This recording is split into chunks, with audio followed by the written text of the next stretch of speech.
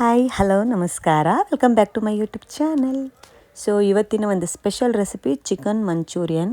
ಸಿಕ್ಕಾಪಟ್ಟೆ ಸೂಪರಾಗಿತ್ತು. ಸೊ ಹೇಗೆ ಮಾಡಿದ್ವಿ ಅಂತ ನೋಡೋಣ. ಮೊದಲನೇದಾಗಿ ನಾನಿಲ್ಲಿ ಅಪ್ರಾಕ್ಸಿಮೇಟ್ಲಿ ಒಂದು 3/4 kg ಚಿಕನ್ ತೊಗೊಂಡಿದ್ದೀನಿ. ಅದಕ್ಕೆ ಒಂದು ಅರ್ಧ ಟೇಬಲ್ ಸ್ಪೂನಷ್ಟು ಶುಂಠಿ ಬೆಳ್ಳುಳ್ಳಿ ಪೇಸ್ಟ್ ಹಾಕ್ಕೊಳ್ತಾ ಇದ್ದೀನಿ.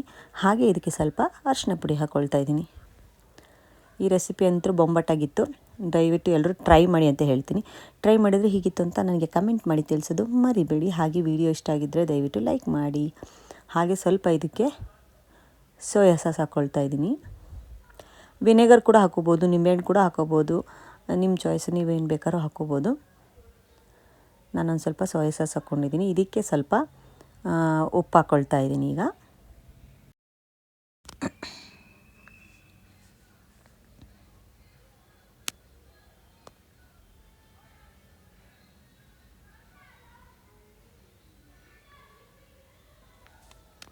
ಈಗ ಇದಕ್ಕೆ ಸ್ವಲ್ಪ ರುಚಿಗೆ ತಕ್ಕಷ್ಟು ಖಾರದ ಪುಡಿ ಹಾಕ್ಕೊಳ್ಳಿ. ಆಮೇಲೆ ಕೂಡ ನಾವು ಸಾಸ್ ಬಳಸ್ತೀನಿ.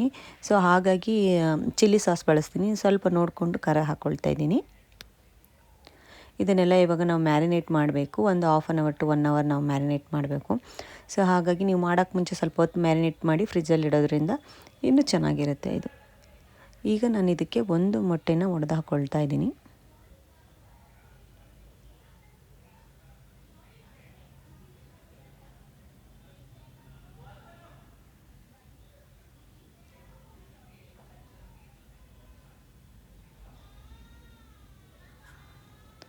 ನೀವು ಮಸಾಲ ಪುಡಿಗಳು ಈಗ ಬೇಕಾದರೂ ಹಾಕ್ಕೋಬೋದು, ಅಥವಾ ನೀವು ಆಮೇಲೆ ಕೂಡ ರೆಸಿಪಿ ನಾವು ಮಾಡುವಾಗ ಕೂಡ ಹಾಕ್ಕೋಬೋದು. ನಾನು ಆಮೇಲೆ ಹಾಕ್ಕೊಂಡಿದ್ದೀನಿ. ಹಾಗಾಗಿ ಇವಾಗ ಇಷ್ಟೇ ಹಾಕ್ಬಿಟ್ಟು ಚೆನ್ನಾಗಿ ಕಲಸಿ 1 hour ಮ್ಯಾರಿನೇಟ್ ಮಾಡ್ತಾಯಿದ್ದೀನಿ. ನಮ್ಮ ಮನೇಲಿ ಎಲ್ರಿಗೂ ತುಂಬ ಇಷ್ಟ ಆಯಿತು. ಚೆನ್ನಾಗಿತ್ತು ರೆಸಿಪಿ. ನೀವು ಕೂಡ ನೋಡ್ತೀರಾ, ನಿಮಗೂ ಇಷ್ಟ ಆದರೆ ಖಂಡಿತವಾಗ್ಲೂ ಟ್ರೈ ಮಾಡಿ. ಮನೆಯಲ್ಲೇ ಆರಾಮಾಗಿ ಚಿಕನ್ ಮಂಚೂರಿಯನ್ ಮಾಡ್ಕೊಂಡು ತಿನ್ಬೋದು. ಸ್ವಲ್ಪ ಸ್ವೀಟಾಗಿ, ಸ್ವಲ್ಪ ಖಾರ ಆಗಿ ತುಂಬ ಚೆನ್ನಾಗಿತ್ತು. ಸ್ವಲ್ಪ ನಿಂಬೆಹಣ್ಣು ಹಾಕ್ಕೊಂಬಿಟ್ರೆ ಸ್ವಲ್ಪ ಹುಳಿಯಾಗಿ ಚೆನ್ನಾಗಿರುತ್ತೆ. ಎಲ್ಲದೂ ಮಿಕ್ಸ್ ಆಗಿರುತ್ತೆ, ಚೆನ್ನಾಗಿರುತ್ತೆ ರುಚಿ. ವಿನೆಗರ್ ಹಾಕ್ಕೊಂಡ್ರು ಕೂಡ ಸ್ವಲ್ಪ ನಿಮಗೆ ಹುಳಿ ಇರುತ್ತೆ ಅದು ಕೂಡ.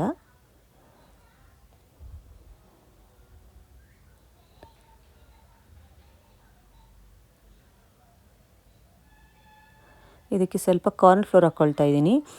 ಅದೆಲ್ಲ ನೀಟಾಗಿ ಬೈಂಡ್ ಆಗಲಿ ಅಂತ. ಇದನ್ನು ನಾನು ಆಯಿಲಲ್ಲಿ ಡೀಪ್ ಫ್ರೈ ಮಾಡ್ಕೊಳ್ಳುವಾಗ ಅದೆಲ್ಲ ಮಸಾಲೆ ಬಿಟ್ಕೋಬಾರ್ದು ಅನ್ನೋ ಉದ್ದೇಶಕ್ಕೆ ಸ್ವಲ್ಪ ಕಾರ್ನ್ ಫ್ಲೋರ್ ಹಾಕ್ಕೊಂಡು ನೀಟಾಗಿ ಮಿಕ್ಸ್ ಮಾಡ್ತಾಯಿದ್ದೀನಿ.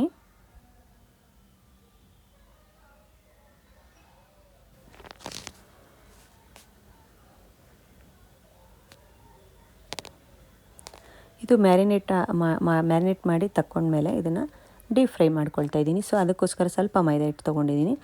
ಹಾಗೆ ಒಂದು ಪ್ಯಾನ್ಗೆ ಡೀಪ್ ಫ್ರೈ ಮಾಡಲಿಕ್ಕೆ ಆಯಿಲ್ ಹಾಕ್ಕೊಳ್ತಾ ಇದ್ದೀನಿ.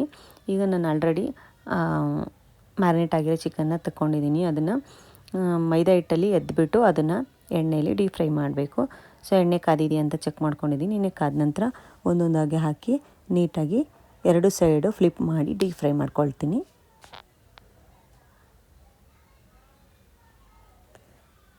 ನೀವು ಬೇಕಿದ್ದರೆ ಬ್ರೆಡ್ ಕ್ರಮ್ಸ್ ಯೂಸ್ ಮಾಡ್ಬೋದು, ಅದು ಇನ್ನೂ ಚೆನ್ನಾಗಿರುತ್ತೆ. ಬ್ರೆಡ್ ಕ್ರಮ್ಸ್ ಯೂಸ್ ಮಾಡೋದ್ರಿಂದ ಕ್ರಿಸ್ಪಿಯಾಗಿ ಕೂಡ ಚೆನ್ನಾಗಿ ಬರುತ್ತೆ. ಮೈದಾ ಕೂಡ ಕ್ರಿಸ್ಪಿಯಾಗಿ ಬರುತ್ತೆ. ಸೊ ಹಾಗಾಗಿ ಬ್ರೆಡ್ ಕ್ರಮ್ಸ್ ಅದಕ್ಕೆ ನನ್ನ ಹತ್ರ ಇರಲಿಲ್ಲ ಅನ್ನೋದು ಕಾರಣಕ್ಕೆ ನಾನು ಮೈದಾ ಬಳಸಿದೆ. ಎವ್ರಿ ಟೈಮ್ ನಾನು ಆಲ್ವೇಸ್ ಯಾವಾಗೂ ಕೂಡ ಬ್ರೆಡ್ ಕ್ರಮ್ಸ್ ಬಳಸ್ತೀನಿ. ಅದರಿಂದ ಸ್ವಲ್ಪ ಚಿಕನ್ ಕ್ರಿಸ್ಪಿ ಆಗುತ್ತೆ, ರುಚಿ ಕೂಡ ಚೆನ್ನಾಗಿರುತ್ತೆ. ನೀವು ಎರಡರಲ್ಲಿ ಯಾವುದಿದೆಯೋ ನಿಮ್ಮ ಮನೇಲಿ ಅದನ್ನೇ ನೀವು ಬಳಸ್ಬೋದು, ಏನೂ ತೊಂದರೆ ಇಲ್ಲ. ಎಲ್ಲದೂ ನೀಟಾಗಿ ಫ್ರೈ ಮಾಡಿ ತಗೊಳ್ತಾ ಇದ್ದೀನಿ.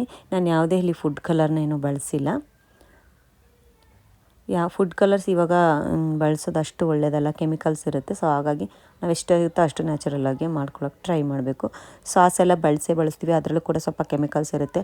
ಅದನ್ನು ಕೂಡ ಮನೇಲಿ ಟೈಮ್ ಇದ್ದರೆ ಮಾಡ್ಕೋಬೋದು, ಇಲ್ಲ ಅಂದರೆ ಅನಿವಾರ್ಯವಾಗಿ ಆಚೆ ಕಡೆಯಿಂದ ತಂದೆ ಬಳಸಬೇಕಾಗುತ್ತೆ. ಹೀಗೆ ಎಲ್ಲದನ್ನು ಫ್ರೈ ಮಾಡಿ ಎತ್ತಿಟ್ಕೊಳ್ತಿದ್ದೀನಿ. ಅದು ಸ್ವಲ್ಪ ಕಲರ್ ಚೇಂಜ್ ಆಗಿದೆ, ನೀವು ನೋಡ್ತಿರ್ಬೋದು. ನಾನು ಏನು ಮಾಡಿದೆ ಅದೇ ಸ್ವಲ್ಪ ಎಣ್ಣೆನ ಬಳಸ್ಕೊಂಡು ಇದರಲ್ಲಿ ರೆಸಿಪಿ ಕಂಟಿನ್ಯೂ ಮಾಡ್ತಾಯಿದ್ದೀನಿ. ಚಿಕ್ಕದಾಗಿ ಚಾಪ್ ಮಾಡಿರೋಂಥ ಶುಂಠಿ ಬೆಳ್ಳುಳ್ಳಿ ಹಾಕ್ಕೊಳ್ತಾ ಇದ್ದೀನಿ. ಪೇಸ್ಟ್ ಕೂಡ ನೀವು ಹಾಕ್ಕೋಬೋದು. ಆಲ್ರೆಡಿ ಅದಕ್ಕೆ ಬಳಸಿರ್ತೀವಿ, ಸ್ವಲ್ಪ ಹಾಕ್ಕೊಂಡ್ರೆ ಆಗುತ್ತೆ, ಜಾಸ್ತಿ ಹಾಕ್ಕೋಬೇಕಂತ ಏನಿಲ್ಲ. ಇದಕ್ಕೆ ಇವಾಗ ಈರುಳ್ಳಿನ ಸ್ಲೈಸಸ್ ಕಟ್ ಮಾಡ್ಕೊಂಡಿದ್ದೀನಿ, ಅದನ್ನು ಹಾಕ್ಕೊಳ್ತಾ ಇದ್ದೀನಿ. ಸ್ವಲ್ಪ ಉಪ್ಪು ಹಾಕ್ಕೊಳ್ತಾ ಇದ್ದೀನಿ, ಈರುಳ್ಳಿ ಬೇಗ ಬೇಯಲಿ ಅಂತ. ಹಾಗೆ ಟೊಮೆಟೊ ಕೂಡ ಹಾಕ್ಕೊಂಡಿದ್ದೀನಿ. ಎಲ್ಲ ನೀಟಾಗಿ ಮಿಕ್ಸ್ ಮಾಡಿ ಚೆನ್ನಾಗಿ ಬೇಯಿಸ್ಕೊಳ್ತೀನಿ. ಸ್ವಲ್ಪ ಹೊತ್ತು ಮುಚ್ಚಿಬಿಟ್ಟು ಬೇಯಿಸ್ಕೊಳ್ಳೋದ್ರಿಂದ ಅದು ಬೇಗನೆ ಬೆಂದೋಗುತ್ತೆ.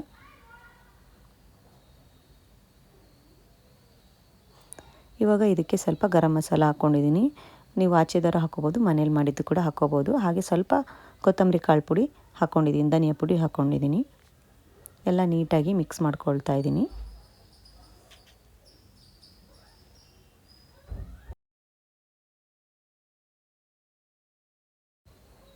ಇವಾಗ ಇದಕ್ಕೆ ಸ್ವಲ್ಪ ಸೋಯಾ ಸಾಸ್ ಹಾಕ್ಕೊಳ್ತಾ ಇದ್ದೀನಿ. ಅದಕ್ಕೂ ಕೂಡ ಸ್ವಲ್ಪ ಸ್ಟಾರ್ಟಿಂಗಲ್ಲಿ ಹಾಕ್ಕೊಂಡಿದ್ದೆ ಮ್ಯಾರಿನೇಟ್ ಮಾಡೋಕ್ಕೆ. ಇಲ್ಲಿ 1.5 to 2 ಟೇಬಲ್ ಸ್ಪೂನಷ್ಟು ಸ್ವಲ್ಪನೇ ಹಾಕ್ಕೊಂಡಿದ್ದೀನಿ. ಎಲ್ಲ ನೀಟಾಗಿ ಮಿಕ್ಸ್ ಮಾಡ್ಕೋಬೇಕು. ಈಗ ನಾನು ಚಿಲ್ಲಿ ಸಾಸ್ ಹಾಕ್ಕೊಳ್ತೀನಿ. ಇದ್ರ ಸ್ವಲ್ಪ ಖಾರವಾಗಿರುತ್ತೆ, ಸೊ ಹಾಗಾಗಿ ನೀವು ನೋಡಿಕೊಂಡು ಖಾರ ಬಳಸುವಾಗ ಎಷ್ಟು ಬೇಕಂತ ನೋಡ್ಕೊಂಡು ಹಾಕ್ಕೊಳ್ಳಿ. ಇಲ್ಲ ನೀವು ಬರೀ ಟೊಮೆಟೊ ಕೆಚಪ್ ಅಷ್ಟೇ ಹಾಕ್ಕೋಬೋದು. ಇದಕ್ಕೆ ನೀವು ಹಸಿಮೆಣ್ಸಿನ್ಕಾಯಿ ಕೂಡ ಸ್ಲೈಸ್ ಮಾಡಿ ಹಾಕ್ಕೋಬೋದು, ಇಲ್ಲ ಕ್ಯಾಪ್ಸಿಕಮ್ ಕೂಡ ಹಾಕ್ಕೋಬೋದು, ಅದು ಕೂಡ ಚೆನ್ನಾಗಿರುತ್ತೆ. ಈಗ ಇದಕ್ಕೆ ನಾನು ಟೊಮೆಟೊ ಕೆಚಪ್ ಹಾಕ್ಕೊಳ್ತಾ ಇದ್ದೀನಿ. ಅದು ಕೂಡ ನೀಟಾಗಿ ಮಿಕ್ಸ್ ಮಾಡ್ಕೊಳ್ತಾ ಇದ್ದೀನಿ. ಇದೆಲ್ಲ ಸ್ವಲ್ಪ ಈ ಥರ ಎಣ್ಣೆ ಬಿಟ್ಕೊಳ್ಳೋವರೆಗೂ ಫ್ರೈ ಮಾಡಿಕೊಂಡು, ಅದಾದ ನಂತರ ನಾವೇನು ಫ್ರೈ ಮಾಡಿರ್ತೀವಲ್ಲ ಚಿಕನ್ನು, ಅದನ್ನು ಹಾಕ್ಕೊಂಡಿದ್ದೀನಿ. ಹಾಕ್ಕೊಂಡು ಇವಾಗ ಇದನ್ನು ನೀಟಾಗಿ ಏನು ಮಸಾಲ ಮಾಡಿರ್ತೀವಿ ಅದ್ರ ಜೊತೆ ಮಿಕ್ಸ್ ಮಾಡ್ಕೋಬೇಕು.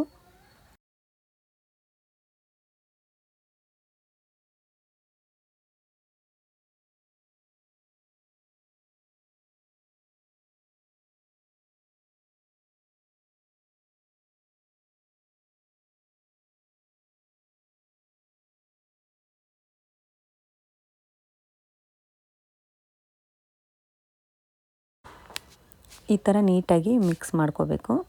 ಇವಾಗೇ ನೀವು ನೋಡ್ತಾ ಇರ್ಬೋದು ಅಷ್ಟು ಬ್ಯೂಟಿಫುಲ್ಲಾಗಿ ಕಾಣಿಸ್ತಾ ಇದೆ. ಹಾಗೆ ಇದಕ್ಕೆ ಸ್ವಲ್ಪ ಉಪ್ಪು ಹಾಕ್ಕೊಳ್ತಾ ಇದ್ದೀನಿ. ಈರುಳ್ಳಿ ನಾನು ಬೇಯಿಸುವಾಗ ಸ್ವಲ್ಪ ಹಾಕ್ಕೊಂಡಿದ್ದೆ ಅಲ್ವಾ, ಸೊ ಇವಾಗ ಸ್ವಲ್ಪ ಹಾಕ್ಕೊಳ್ತಾ ಇದ್ದೀನಿ. ಸ್ವಲ್ಪ ಇದಕ್ಕೆ ಈಗ ಕೂಡ ನೀವು ಟೊಮೆಟೊ ಕೆಚಪ್ನ ಹಾಕ್ಕೊಳ್ಳಿ. ನೀಟಾಗಿ ಇವಾಗ ಎಲ್ಲ ಚಿಕನ್ಗೂ ಕೂಡ ಕೋಟ್ ಮಾಡ್ಬೋದು, ನೀಟಾಗಿ ಮಿಕ್ಸ್ ಮಾಡ್ಕೋಬೋದು. ಹಾಗೆ ಕೊತ್ತಂಬರಿ ಸೊಪ್ಪು ಹಾಕ್ಕೊಳ್ತಾ ಇದ್ದೀನಿ. ಚಿಕ್ಕ ಮಕ್ಕಳಿಗಾದರೆ ಸ್ವೀಟ್ ಆಗಿದ್ದರೆ ಇಷ್ಟಪಡ್ತಾರೆ, ಸೊ ಸ್ವಲ್ಪ ಟೊಮೆಟೊ ಕೆಚಪ್ನ ಹಾಗಾಗಿ ಸ್ವಲ್ಪ ಜಾಸ್ತಿ ಹಾಕ್ಕೊಂಡಿದ್ದೀನಿ. ನೀವು ನೋಡ್ಕೊಳ್ಳಿ, ಅಷ್ಟೊಂದು ನಿಮಗೆ ಸ್ವೀಟ್ ಇಷ್ಟ ಆಗೋಲ್ಲ ಅಂತ ಸ್ವಲ್ಪ ಕಡಿಮೆ ಹಾಕ್ಕೊಳ್ಳಿ. ಇದನ್ನು ಕೂಡ ಎಲ್ಲ ನೀಟಾಗಿ ಮಿಕ್ಸ್ ಮಾಡ್ತಾಯಿದ್ದೀನಿ. ನೀವು ನೋಡ್ತಾ ಇರ್ಬೋದು ಎಷ್ಟು ಚೆನ್ನಾಗಿ ಆಗಿದೆ ಅಂತ. ನೀವು ಇದನ್ನು ಮಾಡುವಾಗ ಸ್ವಲ್ಪ ಫ್ಲೇಮ್ ಕಡಿಮೆ ಇಟ್ಕೊಳ್ಳಿ. ಕೆಚಪ್ಪು ಅಥವಾ ಸಾಸಸ್ ಎಲ್ಲ ಹಾಕುವಾಗ ನೀವು ಗ್ರೀನ್ ಚಿಲ್ಲಿ ಸಾಸಸ್ಸು ಕೂಡ ಹಾಕ್ಕೋಬೋದು, ರೆಡ್ ಚಿಲ್ಲಿ ಸಾಸ್ ಯಾವ್ದು ಬೇಕಾದ್ರೂ ಹಾಕ್ಕೋಬೋದು ನೀವು. ಸೊ ಇದಕ್ಕೆ ಸ್ವಲ್ಪ ನೀರನ್ನ ಚಿಮುಕಿಸ್ತಾ ಇದ್ದೀನಿ, ಯಾಕಂದರೆ ಉಪ್ಪು ಖಾರ ಎಲ್ಲ ನೀಟಾಗಿ ಬ್ಲೆಂಡ್ ಆಗಲಿ ಅಂತ ಕಾರಣಕ್ಕೆ ನೀರನ್ನ ಚಿಮುಕಿಸ್ತಾ ಇದ್ದೀನಿ. ಈಗ ಸ್ವಲ್ಪ ಹೊತ್ತು ಮುಚ್ಚಿ ಅದನ್ನು 1 2 ನಿಮಿಷ ಲೋ ಫ್ಲೇಮಲ್ಲಿಟ್ಟು ಮುಚ್ಚಿ ಬಿಡ್ತಾಯಿದ್ದೀನಿ, ಎಲ್ಲ ನೀಟಾಗಿ ಹೊಂದ್ಕೊಳ್ಳಿಕ್ಕೆ. ಇದಾದ ನಂತರ ಲಾಸ್ಟಲ್ಲಿ ಮತ್ತೆ ಇದಕ್ಕೆ ಕೊತ್ತಂಬರಿಯಿಂದ ಗಾರ್ನಿಷಿಂಗ್ ಮಾಡ್ತಾಯಿದ್ದೀನಿ. ನೀವು ಸ್ಪ್ರಿಂಗ್ ಆನಿಯನ್ಸ್ ಕೂಡ ಇದಕ್ಕೆ ಯೂಸ್ ಮಾಡ್ಬೋದು, ಟಾಪಿಂಗ್ಸಿಗೆ, ಗಾರ್ನಿಷಿಂಗಿಗೆ ಅದನ್ನು ಕೂಡ ನೀವು ಬಳಸ್ಬೋದು, ಅದು ಚೆನ್ನಾಗಿರುತ್ತೆ. ನಿಮ್ಮ ಮನೇಲಿ ಏನಿರುತ್ತೋ ಅದನ್ನು ಬಳಸ್ಕೊಂಡು ನೀವು ಮಾಡ್ಕೋಬೋದು. ಕಸ್ತೂರಿ ಮೇಥಿನೂ ಕೂಡ ಸ್ವಲ್ಪ ಇಷ್ಟಪಡೋರು ಅದನ್ನು ಕೂಡ ಸ್ವಲ್ಪ ಕ್ರಷ್ ಮಾಡಿ ಮೇಲೆ ಹಾಕ್ಕೋಬೋದು, ಅದು ಕೂಡ ಚೆನ್ನಾಗಿರುತ್ತೆ. ಇದ್ರ ಮೇಲ್ಗಡೆ ಸ್ವಲ್ಪ ಎಳ್ಳು ಏನಿರುತ್ತಲ್ಲ ಅದನ್ನು ಸ್ವಲ್ಪ ಫ್ರೈ ಮಾಡಿರೋ ಅಂಥ ಎಳ್ಳನ್ನು ಹಾಕ್ಕೊಳ್ತಾ ಇದ್ದೀನಿ. ಮಂಚೂರಿ ಅಂದರೆ ಅದಕ್ಕೆ ಹಾಕಿರ್ತಾರಲ್ವ ಸಾಮಾನ್ಯವಾಗಿ, ನಾನು ಕೂಡ ಅದನ್ನು ಬಳಸ್ತಾ ಇದ್ದೀನಿ. ಅದರಿಂದ ಇನ್ನೂ ರುಚಿ ಎನ್ಹಾನ್ಸ್ ಆಗಿರುತ್ತೆ, ನೋಡಲಿಕ್ಕೂ ಕೂಡ ಚೆನ್ನಾಗಿರುತ್ತೆ, ತಿನ್ನಲಿಕ್ಕೂ ಕೂಡ ಸೂಪರಾಗಿರುತ್ತೆ. ಸೊ ಇವತ್ತಿನ ರೆಸಿಪಿ ಇದಾಗಿತ್ತು. ನಿಮಗೆಲ್ಲ ಇಷ್ಟ ಆಗಿದೆ ಅಂತ ಭಾವಿಸ್ತೀನಿ. ಇಷ್ಟ ಆಗಿದ್ದರೆ ಖಂಡಿತವಾಗ್ಲೂ ಮನೇಲಿ ಒಂದು ಸತಿ ಟ್ರೈ ಮಾಡಿ ರುಚಿ ನೋಡಿ, ನಿಮಗೂ ಕೂಡ ಇಷ್ಟ ಆಗುತ್ತೆ, ಪದೇ ಪದೇ ಮಾಡ್ಕೊಂಡು ತಿಂತೀರ, ಅಷ್ಟು ಚೆನ್ನಾಗಿರುತ್ತೆ. ಸೊ ಇದಾಗಿತ್ತು ಇವತ್ತಿನ ವಿಡಿಯೋ. ನಿಮಗೆಲ್ಲ ಇಷ್ಟ ಆಗಿದೆ ಅಂತ ಭಾವಿಸ್ತೀನಿ. ಇಷ್ಟ ಆದರೆ ಲೈಕ್, ಶೇರ್, ಕಮೆಂಟ್ ಮಾಡೋದು ಮರಿಬೇಡಿ. ಸಿಗ್ತೀನಿ ನಾನು ಇನ್ನೊಂದು ವಿಡಿಯೋದಲ್ಲಿ. ಅಲ್ಲಿವರೆಗೂ ಬಾಯ್.